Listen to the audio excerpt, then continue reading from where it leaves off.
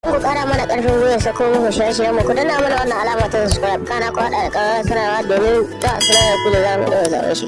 Muhammad Abba kafin ka zama celebrity kai barawan kaji ne a unguwarku. Nace ka sake ji an yi.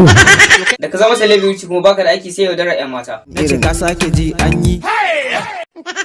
Sannan kuma an taɓa gayyata ka fidda gwarazan kane aka baka kyautar minti ka jefar. Ni na zata macin gwamni. Kafin an taɓa sayar da contract da kai aka fara baka kuɗi sai ka gudu. Ka sake ji an yi. Sarki Ali da Adamu Zango sun taɓa ranta ma 50,000 ka sai wata kyamara kuɗin da baka biya ba kenan. Har sun gaji ma sun haƙura. Ka ji dauri kai. Sannan kuma ka taɓa zama dila na wiwi. Kash wayo Allah. Ka sake ji an yi. Da kai aka so a fara fim ɗin labari na aka fara baka kuɗi sai ka gudu. Nace ka sake ji an yi. Baka tunanin Aminu Sere zai iya kai ka kotu. Suna fama da zuwa kotu.